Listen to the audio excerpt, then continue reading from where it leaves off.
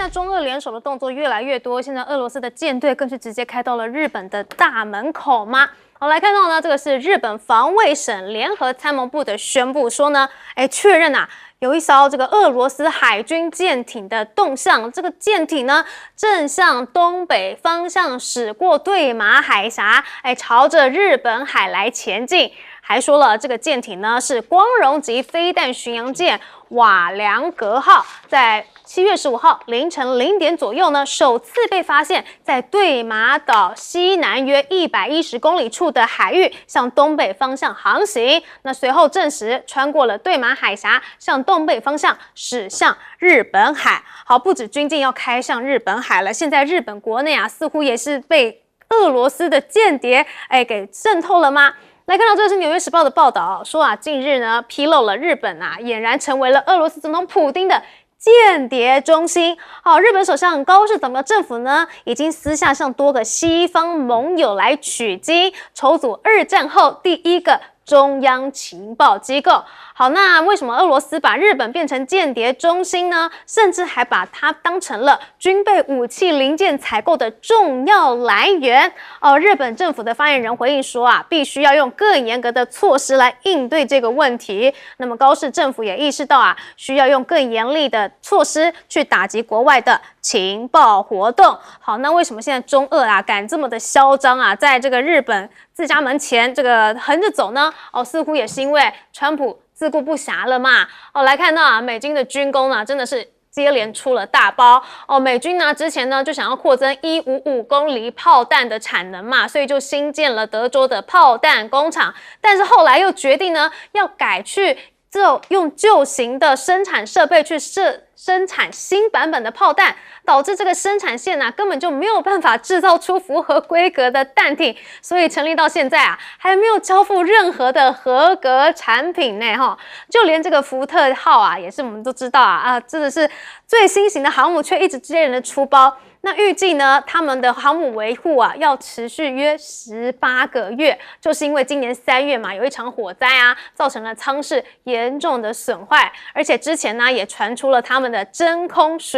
污水系统呢，也是就是厕所就淹大水了，没办法用嘛，出现了多次的故障。好，所以这个火灾的损坏又加上了管道工程的双重打击，使得这一艘说是美国海军最新型的超级航空母舰，停航的时间远远超过了它正常的维护周期。好，更离谱的是什么呢？是现在美军的这个核动力攻击潜舰呢，似乎是已经没有办法再继续部署了就是因为他们有很大的建造缺口海军现在呢，潜舰中很大一部分根本没办法出海，因为他们的维修船厂的进度跟不上，所以就这样算一算大约有37% 到47% 的攻击型潜舰呢，根本就是处于一个维护的状态，没有办法出去外面来巡航嘛。好，不止美国的这个军事能力跟不上现在就连科技的风向也转变了。来看到呢，美国纽约州决定要暂停新建 AI 资料中心。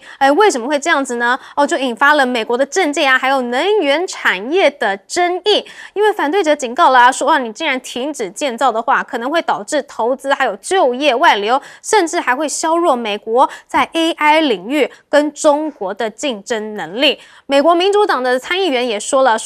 你这根本就直接宣布中国赢了嘛。好，那不仅仅是 AI 资料中心要建的话，这个是阻力很多，在中国就不会遇到这样的问题。那就连这个机器人就是落地方面呢，也是一样，中国的技术还是非常的厉害。来看到这个视频这个是小米的技术官方微博发布了小米机器人进场实习的最新进展呢。可以看到，在不到半年的时间里这个小米机器人就已经学会了柔性工件的常识作业，甚至小米机器人到这个汽车工厂里面验证满4个月，作业的成功率已经来到了98% 呢，是完全已经逼近了人工的水平好，所以在中国的硬实力之下呢，美国的光环是不是正在消退呢？来看到美国智库的最新研究的民意调查显示呢，全球的民众呢对中国大陆的观感正在持续的改善，而对美国的好感度则是同步下滑。而研究也同时显示了受访者对于川普还有习近平这2个领导人的信心整体呢其实是都不高的。但是要比的话呢，习近平的得分啊还是高过于川普的。好，当然啦，中国能够把美国比下去，很大一部分呢也都是要谢谢川普啦。好，不过我们现在来看到啊，中俄舰艇现在对日本步步进逼，背后到底有什么意涵呢？我们来请教张玉婷将军。中国大陆跟俄罗斯的海上联合演习，在这一次的话，这个瓦良格号的光荣级的飞弹巡洋舰跟中国大陆的055的大驱，都双俄罗斯派了不同的战舰4艘，中国大陆派了6艘，加起来10艘，这个舰队就蛮大的了。它是用联合海上巡弋，置重点于复杂电磁环境下的作战，就是我们讲的电子战跟反电子作战。另外一个是水下作战，这是反潜作战，还有潜射的反舰飞弹，类似这样子的演练。那这个科目以前比较少做，因为以前是一般的战略巡航，现在是有深度的战略巡航。因为日本呢，他最怕中国大陆跟俄罗斯两个一联手就完蛋，因为日本可以单挑，在1895年这个满清政府跟日本打仗的时候，就是我们讲甲午战争。那这个摧枯拉朽，清朝全军覆没投降，签了马关条约，这是1894年甲午战争，1895年签订马关条约是这个样。那日本跟俄罗斯单挑的时候呢，日俄战争，俄战争是1905年，日本也是赢，但是两个一合手，日本就没辙了。你看，我们可以看出来，在20大战，那个俄罗斯在这后面是1945年8月的时候。俄罗斯因为二战结束了，这个从东北就进入。那日本那时候在关东军总共有99万人啊，兵力非常强大。但俄罗斯派了150万，直接挥军进入东北，日本马上投降。所以只要中俄一联手，日本就伤脑筋。为什么？因为他们有3大优势。第一个，这2个都是核武大国，尤其是俄罗斯，日本没有核武。那第二个，日本没有军队，日本叫自卫队。那俄罗斯跟中国大陆军队的人数啊，超过日本的10几倍，那日本怎么招架？所以日本最怕一直看他们2个只要一联手，日本就比较紧张。那第3个，人口大国跟领土大国，因为俄罗斯1700多万平方公里，中国大陆900多万平方公里，那日本只有37万平方公里，太小，不成比例，人口也是这样不成比例，所以。日本最怕中俄联手，现在中俄联手因为乌克兰战争的关系，还有日本的这个地缘战略的错误，而造成中国大陆跟俄罗斯这一联手起来啊，这是日本最怕的。不过我们来看到，现在美军的制造产能到底出了什么错误的决策呢？怎么会这个新建了兵工厂，但是却造不出几个合格的产品呢？请教李永平委员。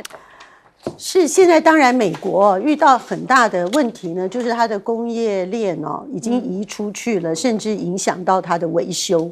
那它的维修做不到的话呢，就使得它呢空有很大型的这个核子武器潜艇等等的，它都根本不能上线嘛。所以你在这种状况底下呢，它37%的核动力攻击潜舰都没有办法部署。那这个事情你等于你有了也等于没有啊，所以大家常常在讲说，21世纪啊，好像头前的10年大家都认为叫资本为王，可是事实上呢，进入到2020年之后呢，越来越显示是谁掌控供应链，谁掌控产业链，变成产业链供应链为王的问题。好，那至于呢，这个日本啊，它现在变成了这个俄罗斯间谍汇聚的地方特别是在东京呢，这是一个让西方社会相当震惊的情况。因为《纽约时报》的这个报道相当的巨细靡遗，那也造成了很多国家呢对日本这个不断的去施压。因为呢，这个来源是因为2022年的时候，俄乌战争一旦爆发呢，西方各国对俄罗斯都采取很多的制裁措施，所以他们那个时候呢就开始驱逐相当多的俄罗斯间谍，在西方的首都的俄罗斯间谍呢，一下子被驱逐了几百人，而且把一些跟俄罗斯有生意往来的公司都变成是黑名单。就这些人跑到哪里去呢？跑到了几十名、上百名，又跑到了东京啊。那东京他们去藏在什么地方呢？是真的是很夸张，也很戏剧化。他去藏在了俄罗斯航空的办公室，而那个地方呢，距离日本的警察东京的警察总部呢，走路只要10分钟。所以等于是藏在日本的警察的眼皮子底下呢，整个俄罗斯在运作它的间谍网。那根据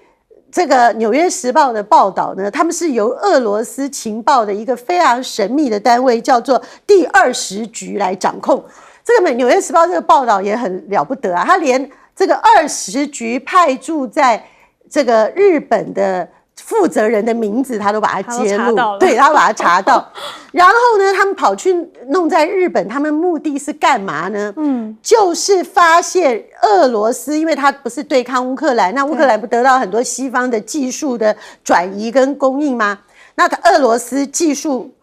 没办法得到最先进的所以他就透过了这个在日本的间谍网，把日本的敏感技术各方面就偷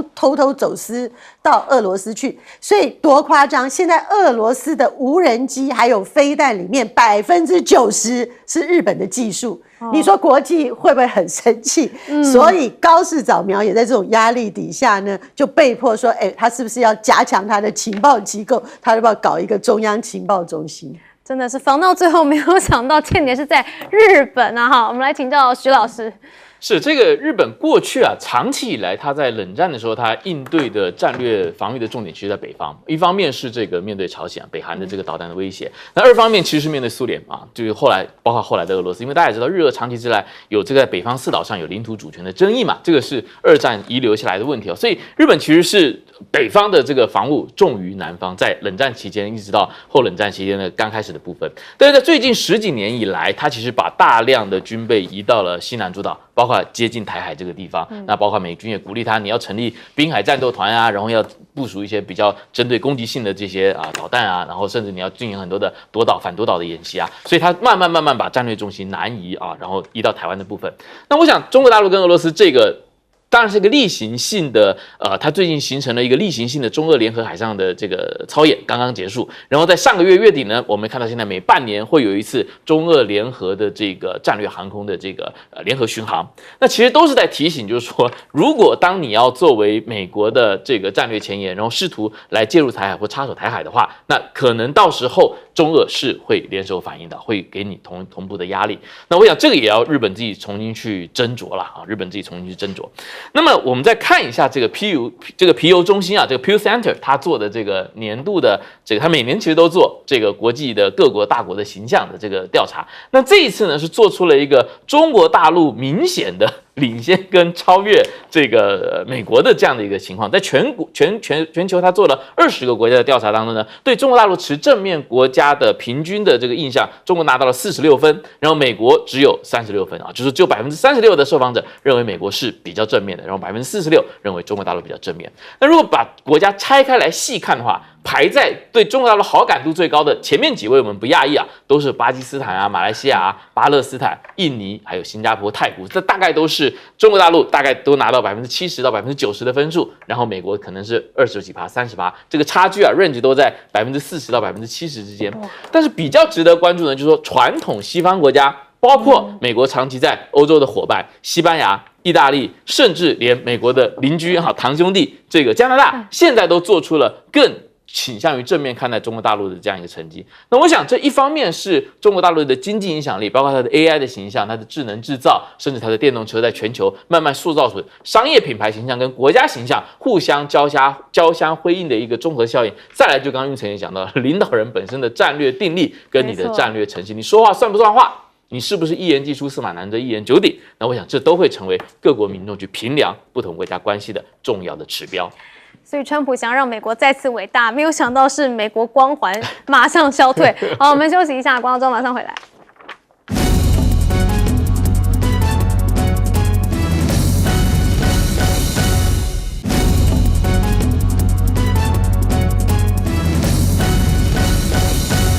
好，现在美意之间真的只是小打小闹吗？我们来看到现在连邮轮也轰了耶这个是中央司令部的表示说这个邮轮贝尔马号在开向哈尔克岛的途中呢，试图违反美方的封锁令，还无视多次的警告。于是呢，他们就出动了军机，发射地狱火飞弹，使其丧失航行能力，并且就停止驶往伊朗了。好，那甚至啊，现在川普也放话啦，说啊，如果你德黑兰啊不愿意重新回到谈判桌，那下一步啊，不仅仅是油轮哦，他要怎么样？他要锁定伊朗境内的发电厂、还有桥梁等基础设施啊，也不会明确的说出最后期限。他说他不喜欢说出最后期限，大概也是因为一直塌口吧。我们来听一下川普的说法。I don't like giving deadlines, but they pretty much know. They know the story. They better behave. Mr. President, on vehicle stuff. 好，希望伊朗能够老实一点，但是伊朗的态度是什么呢？来看到伊朗的议长卡利巴夫说啊，伊朗从未欢迎战争，现在也不欢迎，但是呢，必须要做好战斗准备啊，坚定的捍卫国家安全与利益啊。那对于现在的这个新一波的战火再袭呢，美媒也说啦，恐怕会演变成永无止境的战争，就这样子一直炸下去。好，那这一波的轰炸到底是炸了哪些地方呢？我们也来为您整理了哈。这个美国军司令部都称呢，在维持90分钟的打击行动呢，他们打击了哪呢？是大通不岛的海岸防御系统，还有巡弋飞弹的储存发射设施的精准弹药区。好，目的呢就是进一步的削弱伊朗军队用以攻击荷姆兹海峡商业航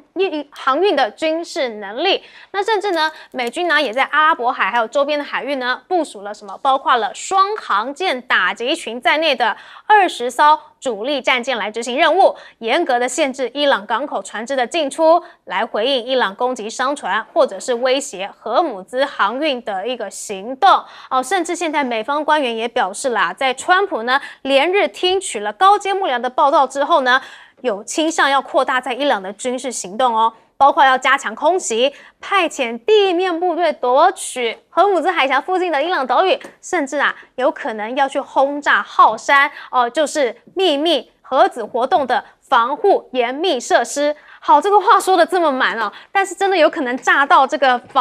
核设施吗？这个西方的情报单位就非常怀疑呀。他们认为啊，专家评估认为说这个设施呢就位在花岗岩层的下方啊，埋藏的深度可能最深达到610公尺。那么以美国现有最强大的碉堡克星炸弹也很难去把它给穿破的，所以美国可能根本就没有那个能力去炸到核设施，更别说美国有没有能力去进行地面作战了哈。所以反倒现在呢，打不了伊朗，让全球的能源是陷入了另外一个危机。就是因为呢，这个中东的石油还有天然气的出口嘛，这个被伊朗的革命卫队说，要么大家一起用，不然的话呢，就是大家都别出口。所以只要你美国继续对我们实施袭击的话呢，我们就要中断所有的能源输出。放下狠话一滴石油跟天然气都不让你出口，甚至不仅仅是荷姆兹海峡现在伊朗也锁定了哪里？锁定了红海他们呢就是利用盟友，也就是也门的这个什么青年运动嘛，去封锁曼德海峡开辟新的战线。那么青年运动也警告啦，如果局势恶化的话，就是曼德海峡跟荷姆兹海峡偷偷关闭那个时候就没有什么油可以出去了每桶呢可能就给你涨到$200了。好，所以现在呢，他根本就是美国根本就是拿伊朗没有办法嘛。那现在甚至很多人都看穿了，美国根本就帮不了我，所以呢，开始很多的这个船运家呢，都避开美军的护航路线了，因为他们认为美国似乎没有能力去控制目前的局势，所以靠近美方的航线反倒是比较危险，还不如走伊朗准许的航线了哈。那眼看这个美国对伊朗没辙，所以只好呢又继续拿出关税美国呢要严拟对于买俄罗斯油气的买家去课100%的关税。那对此呢，中国大陆的外交部发言人也出来喊话啦，说中方是坚决反对没有国际法依据、未经联合国安理会授权的非法单边制裁，还说你这样子搞双重标准最终呢是搬石头砸自己的脚。所以美国的双标最后真的是断了自己的生路吗？我们来请教张延廷将军。因为伊朗把荷姆兹海峡变成它的战略开关，美国打它就关起来，美国只要一打它就关，就是这样。美国不打他就开放，然后这个友好的国家先通过，是这样。那第二个呢，伊朗呢，他也是有报复的行动。美国小打他小报复，美国大打伊朗，伊朗大报复，也变成这样。所以美国要面对这两个压力耶。那伊朗他既然有战略咽喉抓到现在这个荷姆兹海峡，另外一个那个也门胡塞组织是曼德海峡，曼德海峡如果关起来的话，真的全世界的油价都要飙上去了，因为油人都没办法动了，双闸口关起来，整个的这个中东阿拉伯半岛一关，它这个闸口一关，所有的油人都没办法进出，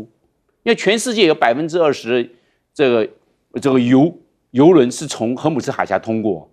就是每一天是2000万桶的石油，那一关起来就没了。因为伊朗它也经过美国40多年的贸易制裁、武器禁运，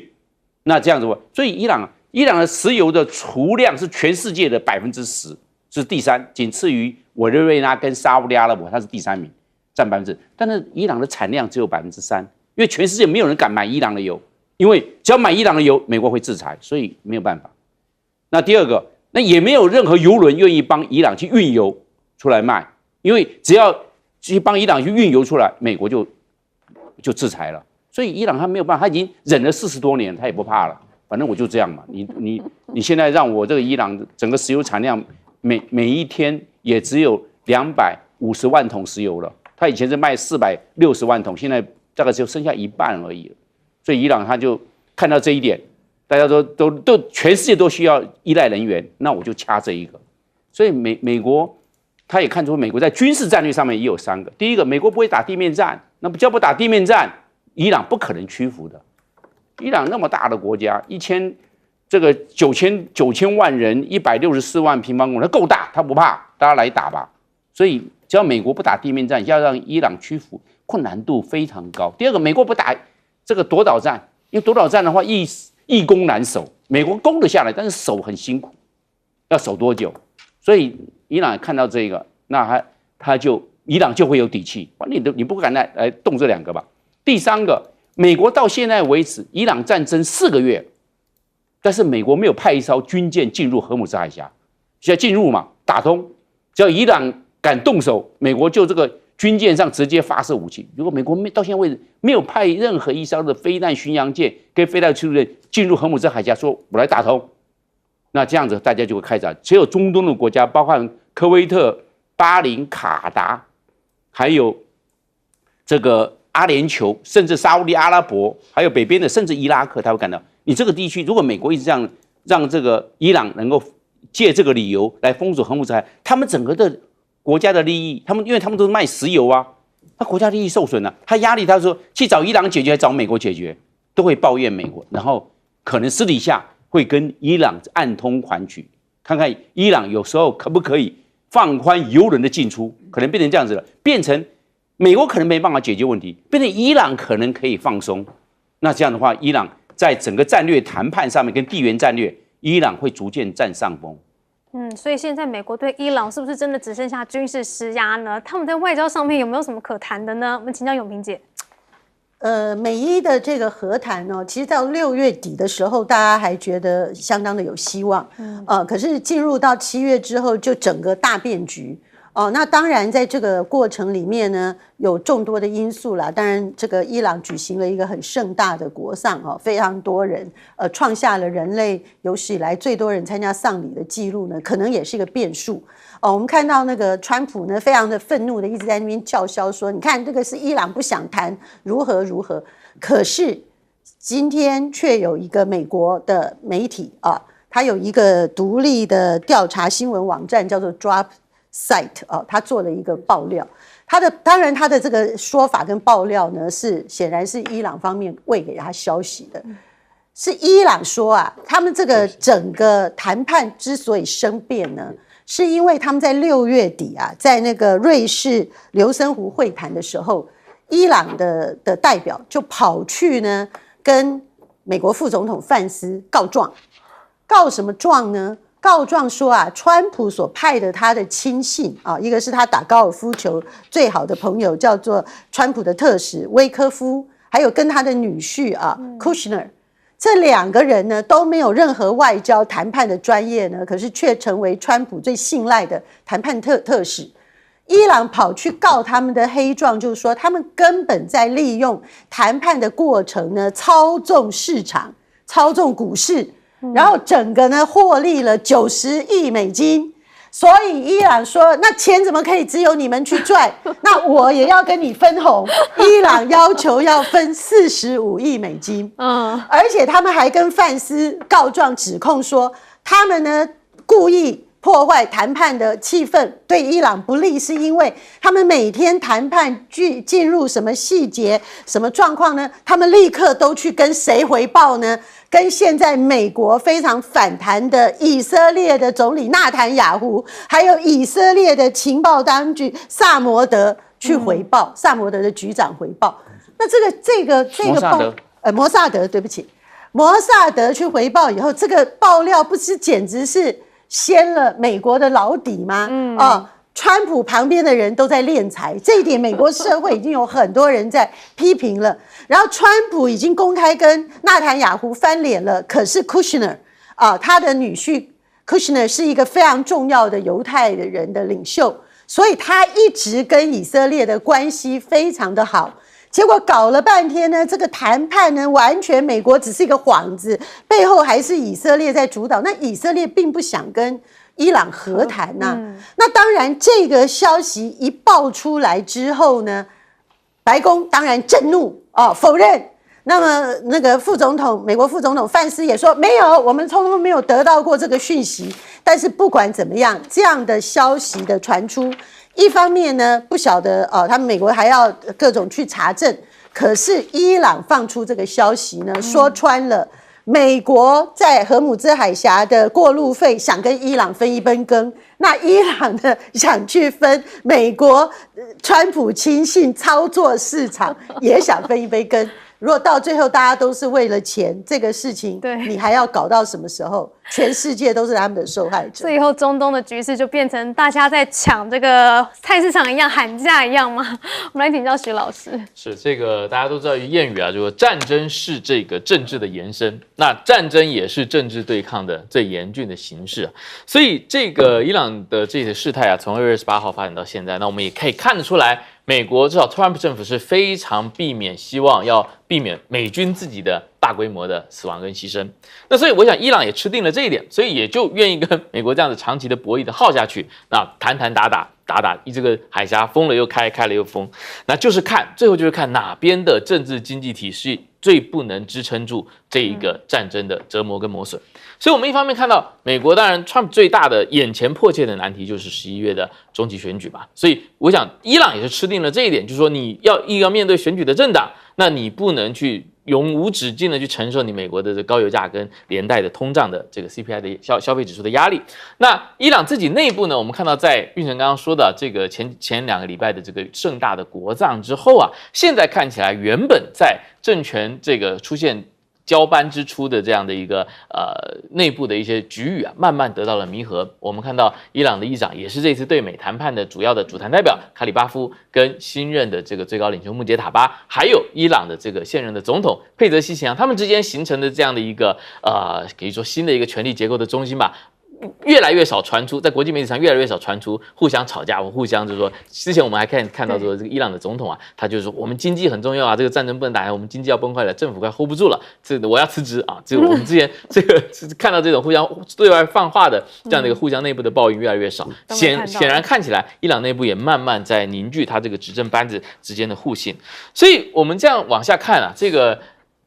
而且现在这个霍尔姆兹海峡这边，我这2天看到产业报道，还形成一个新的趋势，也就是说，大家虽然很多人不敢走霍尔姆兹海峡，但是还有一些商船公司，他就拿出了他们就形成了一个船对船的水上的原油接驳的市场。就是说，我们可以看到在霍尔姆兹海峡东部的阿曼湾的这个停泊地啊，这几个重要的，比如说阿联酋的霍查拉伊港啊，还有几个重要的港口，都停泊了大量的邮轮，各国的邮轮停在那边，然后让敢于穿梭海峡的少数的商船公司去帮他们运油，说帮他们从波斯湾里面运出来，然后呢，然后在这个船上水上集市的方式，把这个原油从船对船的方式输给这些停在阿曼湾外海等的人。那实际上在这个海峡穿梭的是谁呢？大家就看了一下，有一家公司是一家韩国公司啊，叫长景商船，它非常有意思啊，它似乎有一个水晶球，它在2015年到2026年啊，前年到去年就大量的买了全世界最大的这个超大型邮轮 VLCC， 然后就似乎就等着这场战争的爆发，而且。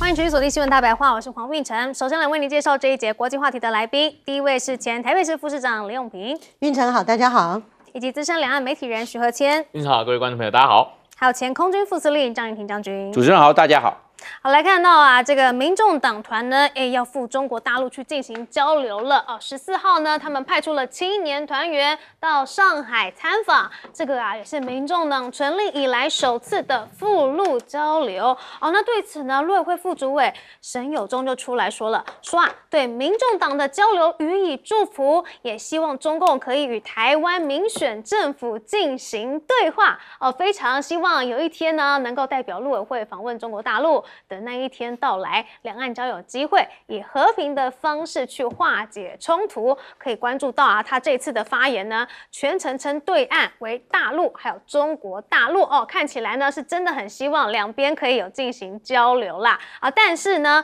中国大陆的机车想要来台湾是不行的啊，因为之前张雪机车就说了，很想要来台湾来设立这个贩卖点嘛，但是经济部直接不准了哈，说根据海关进口税则规定啊，现行中国大陆制机车啊为大陆物品不准输入项目，所以依法呢是不能输入台湾的。如果违反规定的话呢，最重可以罚2500万元，并且要求你撤资哈。想买中国货哈是门都没有因为 MIT 不香吗？台湾制的不好吗？我们就来看看啊，现在的海鲲号的情况到底是如何啊？海鲲号呢，预计呢8月底9月初可以交件，那量产型第一批2艘呢，预计年底前要动工。好，那如果说自己造不出来的话呢，也可以去买美国货嘛。像是日经就说了，说啊，台湾研拟要购买数十艘的无人体哦。这个一位高层呢，向日经亚洲透露说，台湾已经决定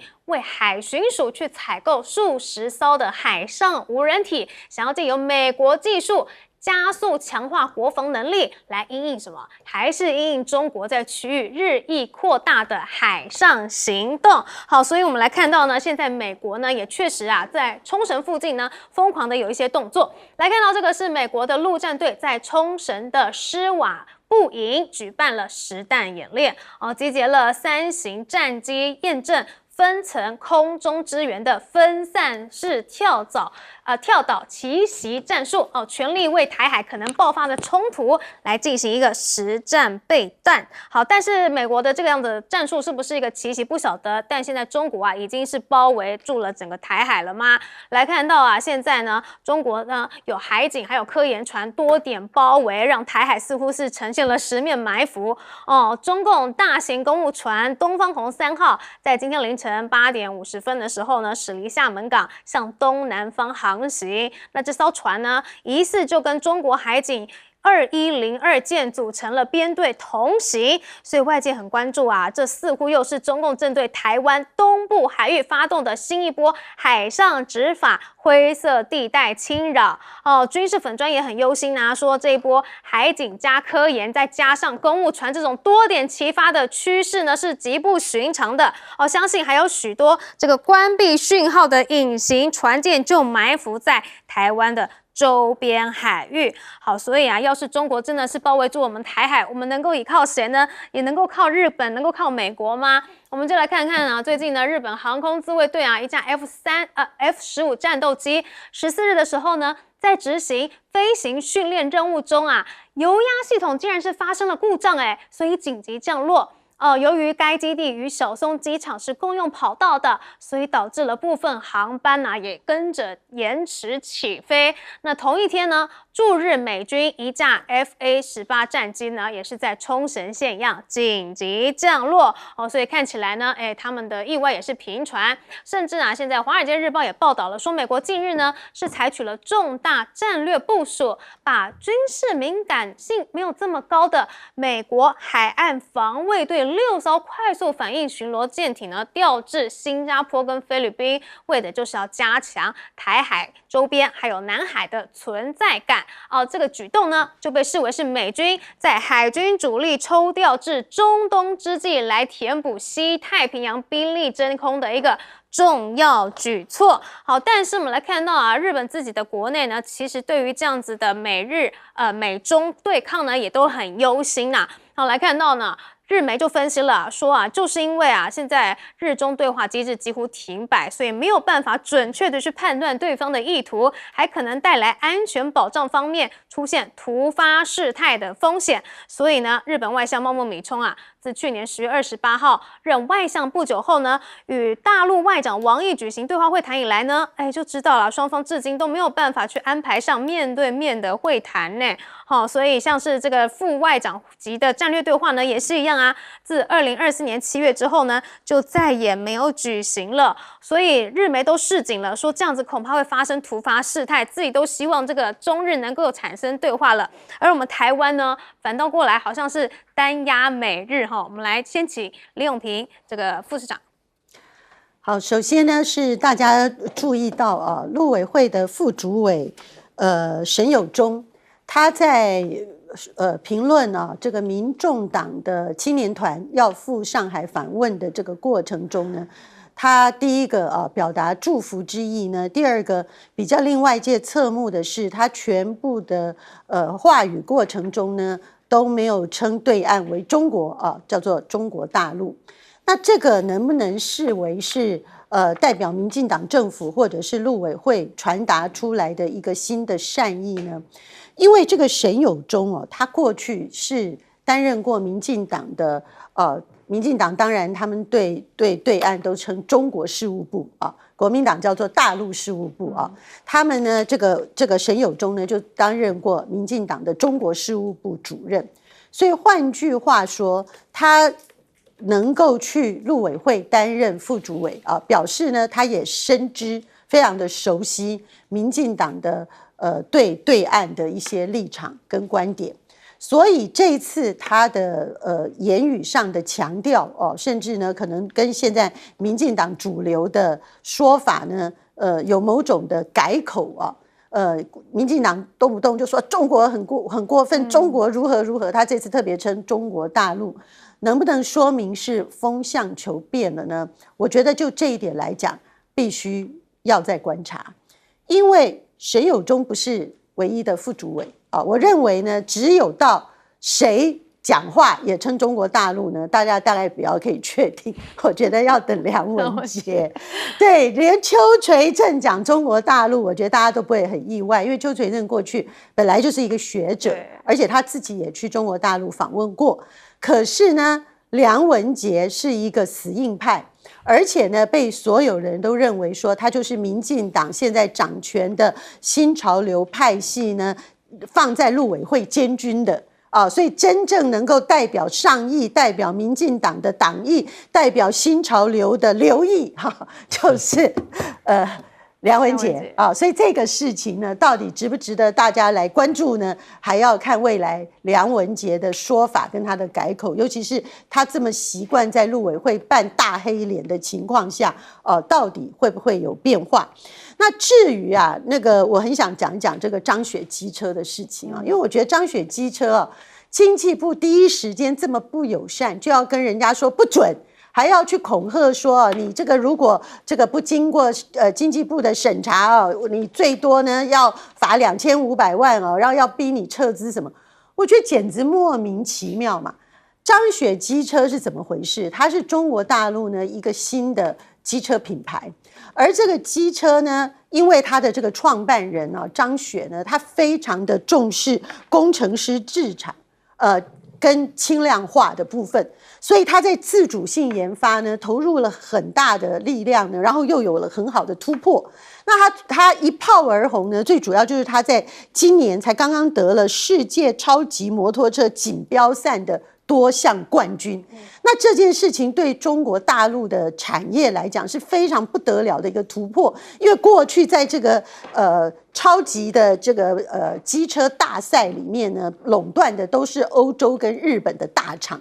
那它可以一举突破呢。第二，它的造型也相当的酷帅。然后呢，他会提到台湾来贩售的问题呢，是因为他到台湾来参加车展呐。那车展的民众呢，热烈的这个支持啊。那这个机车呢，它是高档的机车，它台币换算成台币，现在你要买啊，一辆呢要20万到30万台币之间呢。我觉得经济部非常无聊，就说台湾有多少人会买一台机车花这样的钱？不是一个很大众机场，你不要认为说哇，他如果一旦进去，他就把全部台湾的机车市场通通取代，不是嘛？那你在这种状况底下，你只要好好的讲说进到台湾来。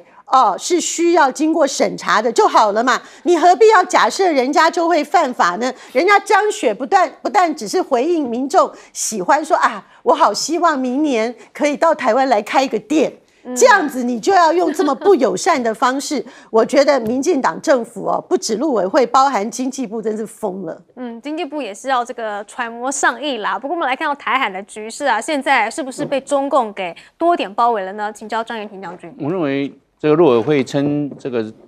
个中国，然后又变成中国大陆，又变成大陆，我感觉到父子骑驴耶，要一以贯之，名词就要一以贯之。大陆就是大陆，他感觉到一下，那你干嘛又要称中国？中国就是中华民国嘛，就是简单嘛，按照中华民国宪法讲得那么清楚，那他又要改来改去，那到底会让大家是莫衷一是啊？到底要怎么称呼？那这样子的话，是不是我们的核心思想在什么地方？这个问题很大。你叫国军官兵要为国家牺牲，是为中华民国牺牲，还是为台湾国牺牲？问题好大，他不知道怎么打仗，到底为哪个国家来效忠？问题这民进党搞不清楚。这个名不正言不顺，言不顺事不成，他有这个逻辑的。所以民进党赶快把这个名词赶快修正过来，不要一直在扭曲，结果年轻人的价值错乱，思想彷徨，我认为这是很大的国安危机，这非常严重。那我们现在看海巡署啊，现在要买这个无人艇啊，无人要合乎3个条件，没有这个3个条件，缺一不可。第一个吨位要够大，不然这个中国大陆海警船一造浪你就翻了，对不对？那个吨位不能小，但是一直买小的，这个100吨还有100吨的，可能都要大，不要怕造浪。因为海上呢，有时候海象不佳，再经过中共大船，中共有10000吨海警船，转个弯甩个尾就翻了。会有这个。第一个吨位够大，第二个抗干扰，因为曾经有无人机被骗走，因为无人机可以骗的，你只要那个把它的电磁频谱抓住了，他就听你的话就走了，被带走了，被拦截了，就对，被拦截跑了。所以抗干扰能力一定要够。那第3个速度要快，因为他说海巡署是海上执法的。他不是维权，他是执法。你执法速度要快，就跟我们到警车，你不要看到那个坏人那个车子越跑越远，警车速度要快啊，执法的，所以这个速度也要快。你这3个条件如果缺一个，那你这个钱又打水漂了。所以我认为不要走图利的路线，图利路有，要走专业路线，真正为这个海上的执法来要求这相关的规格的标准，这才是对的。那最后一个我们来看，就是那个美国的这个跳岛，就强调这个跳岛叫做跳岛空袭。跳岛空袭原则上是个假议题，要先有跳岛空优，没有空优，你想要空袭那没办法达成，没有空优，你这个空袭都被人家打掉。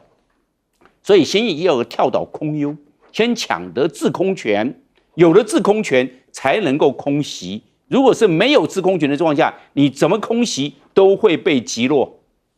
所以要先想到这个次第。为什么以前这个汉光演习制空制海反登陆，为什么不讲制海制空呢？没有，先要制空。如果没有办法制空，那就不会有海优，就不会有海权，也就没有办法制海了。所以一定这空袭的话，在没有空优的状况下，要实施空袭任务非常困难。现代作战我们可以看得出来，这无人机飞来飞去，炸来炸去，跑来跑去。你看这个无人机也是空权的另外一种象征。为什么？反正它可以大量的使用，大量的自杀。那现在的这个我们讲到的空袭作战，一定要有空优，没有空优，那这个可能只是一个有一点点接近于空想。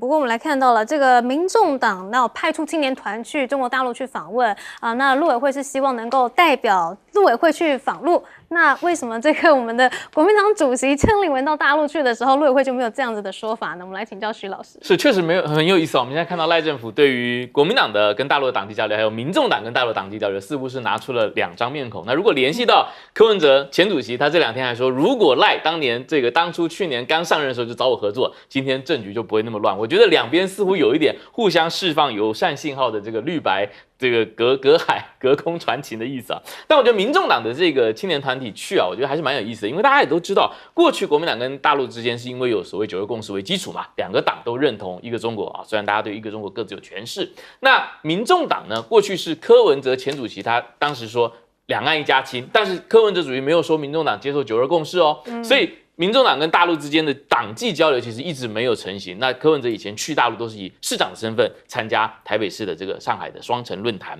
那所以这次民众党去其实也打开了大陆跟民众党进行党务活动交流的一个新的渠道啊。那我看了一下他们的行程啊，昨天他们一下飞机去了洋山港，就大陆吞吐量最大的这个国际港口，然后又去了12345的上海市民热线服务中心。那李副在这边其实我有点班门弄斧。其实上海跟现在大陆很多城市的所谓12345的这个市民服务热线，当年就是借鉴取材台北市执行1999市民服务热线的这个专业的经历。对，到台北市那是我记得是2010年啊，上海办世博会的时候，台北把自己的案例馆带去，一个推荐我们的1999，一个去介绍我们的资源全回收，垃圾不落地。那这2件事情后来大陆就觉得非常好，然后也解决很多大城市的运营的难题，还有回应市民这个迫切诉求的难题，所以我就全面的铺开，像很多城市都有这样的一个服务机制。所以这其实就证明，就是说，当两岸关系只要没有严重的政治对抗跟政治争议的时候，台湾自己好的经验、好的一些服务的形式，特别是公权力跟社会之间良性互动，甚至是这个去服务市民的一种方法，是愿意也可以被中国大陆来使用的。那我想，民众党的这些朋友，那可能有一些人他们也跟柯文哲主席有很多的互动，甚至也可能在台北市政府工作过。那我想他们去看都会有非常大的感受。那么再说一下张雪机车这个事情啊，我看到张雪呢，她是一个很年轻的创业家，1987年生，还不到40岁。那她以前是个学徒，她是14岁就辍学，然后去那个修车店开始学修摩托车。那我看了一下，她原本最大的愿望是要当一个摩托车的车手。他当一个赛车选手，但是后来他发现自己没有办法做最好的赛车手之后呢，他就改变了想法，说那我来学修机车好了。那上个礼拜他接受我们台湾一个重要的媒体的专访，他说我希望明年来把我的台湾的分店开到台湾来。那其实大陆的进出口的这个产品的关税的这个允许进出口出口的关税的细项，跟这个投审会他主持的这个大陆的任何企业到台湾的投资审查，你可以等人家正式递案了，你再来做回应嘛。对啊，人家现在而且你还可以看你审不审得通过啊。是这个其实你怎么就假设人家审不通过，就好像人家来开分店一个非常恶意的行为一样。我觉得这就跟沈有忠副主委的这个话就形成了一冷一热非常大的对比，也不知道哪一句是真的。对，所以这样听起来，这个中国对于这个大陆这边啊，我们政府真的是有两面的态度。我们休息一下，广告之后马上回来。